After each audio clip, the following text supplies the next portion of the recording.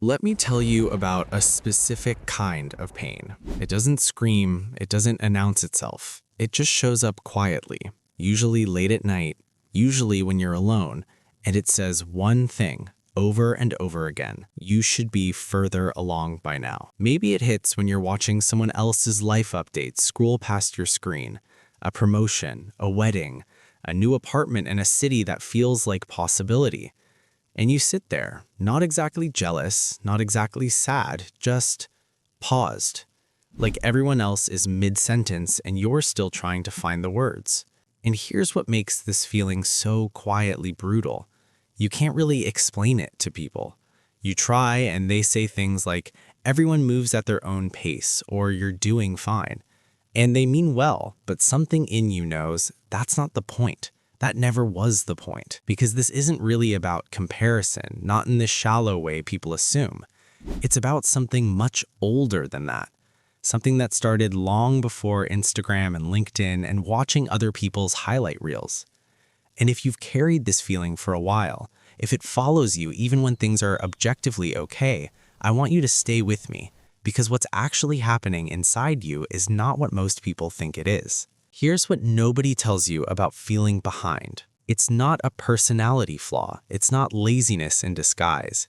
And it's not simply a matter of doing more, moving faster, or fixing your habits. The feeling of being behind, the real version, the one that stays, is a psychological experience. And like most psychological experiences, it has a structure underneath it that most people never examine. Let's start with something called temporal self-comparison. Most of us are familiar with social comparison, measuring ourselves against other people. But there's a quieter, more relentless kind of comparison that happens inside your own mind.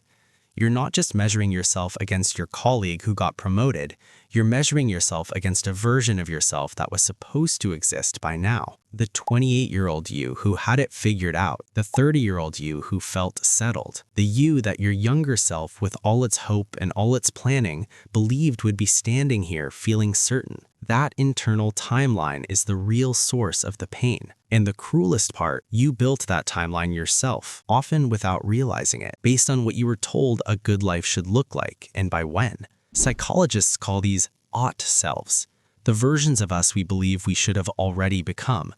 And when real life doesn't match the ought self, the brain doesn't just feel disappointment. It registers it as a threat, not a dramatic, obvious threat, a quiet one.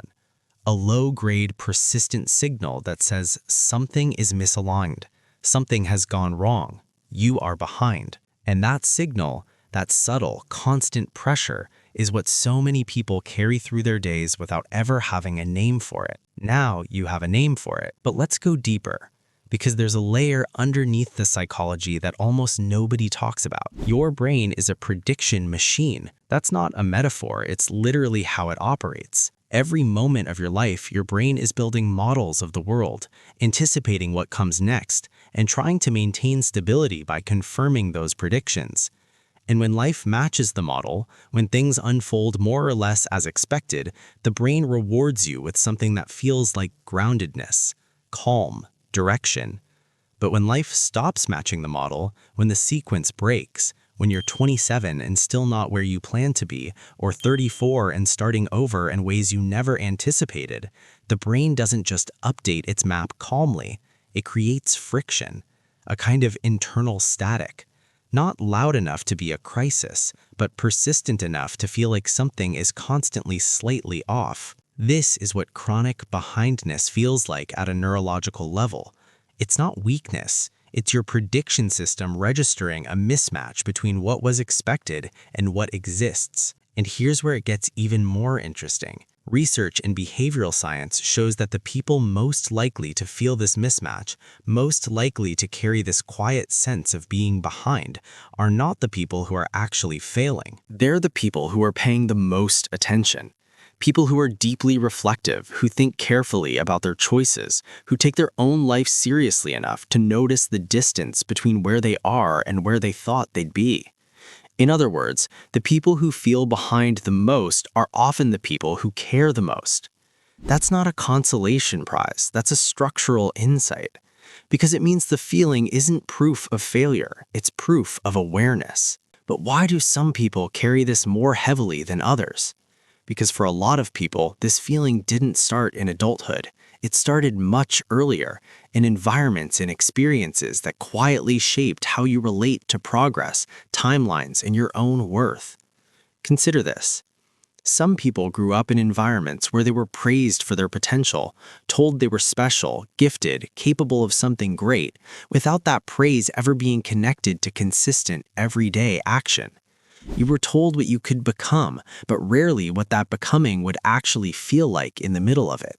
And so you learned early on to locate your worth in the future, in what you were on your way to, in the version of yourself that hadn't arrived yet. That kind of upbringing is genuinely loving, but it plants a seed. Because when you're always oriented toward a future self, always measuring yourself against what you're supposed to become, the present moment rarely feels like enough. You're always in transit, always almost there, never quite arrived. And then there's the other version. Some people grew up in environments that didn't offer clear direction at all, where expectations were inconsistent, where the rules kept shifting, where you had to figure out your own values, your own standards, your own sense of what mattered without a reliable template. And those people learned something too. They learned to build from the inside out, to develop their own internal compass before moving, to understand before acting. That takes time, real time, not because something is wrong with them, but because they're doing something genuinely difficult. They're constructing a foundation that other people were handed. In both cases, what looks like being behind from the outside, what looks like delay, indecision, slow movement, is actually something more complex. It's a person trying to get something right that most people don't even realize needs to be gotten right. Now here's the part of this I want you to sit with, because this is the thing most people in your life have never said to you, and it might be the most important thing in this entire video. The people who feel most behind in life are often the ones moving most deliberately through it. Think about that for a moment. The same depth that allows you to reflect carefully on your choices, to question whether something is truly right for you, to refuse to just follow a script someone else wrote, is the same depth that makes it nearly impossible to feel satisfied with where you are right now. Because when you're always aware of what could be more aligned, more authentic, more truly yours, you never fully settle, you never fully arrive. So here's the paradox. Your standards are the source of your restlessness, and your restlessness is the source of your standards. They're the same thing, inseparable. And this means something important. The feeling of being behind is not a sign that you're off track. In many cases, it's a sign that your internal compass is working, that you haven't settled for the first easy answer, that you're still searching for something that actually fits. That's not a flaw, that's a form of integrity. It just doesn't look like progress from the outside, and it rarely feels like progress from the inside. But it is movement. A slower kind, a quieter kind, but movement nonetheless. There's one more thing we need to name directly, because even if everything I've said so far resonates, even if you understand the psychology, even if you recognize yourself in it, there's still something actively working against you every single day. And it's this. You are comparing your internal experience to someone else's external snapshot. Every time you see someone's announcement, their achievement, their milestone, you're not seeing their process.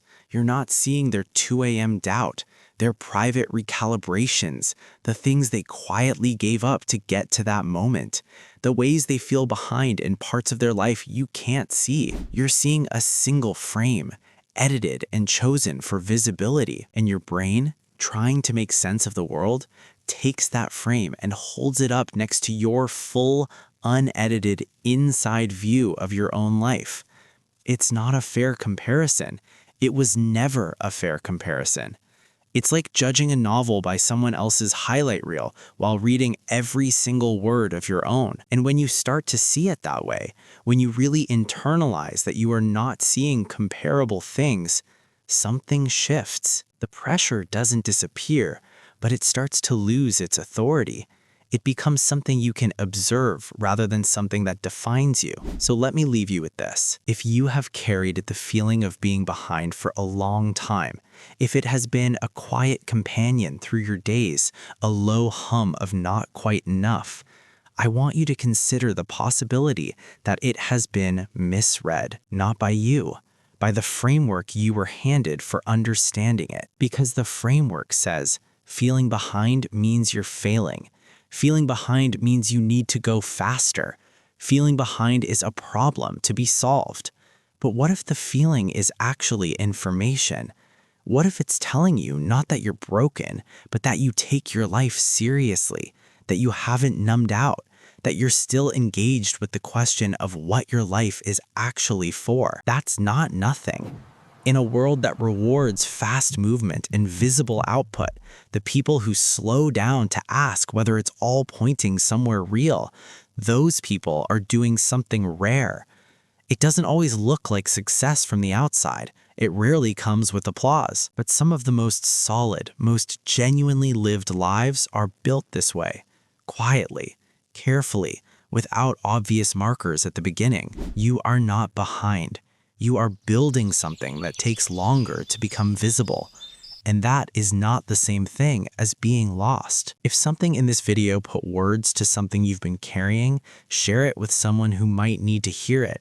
And subscribe if you want to keep exploring the parts of your mind that rarely get examined. See you in the next one.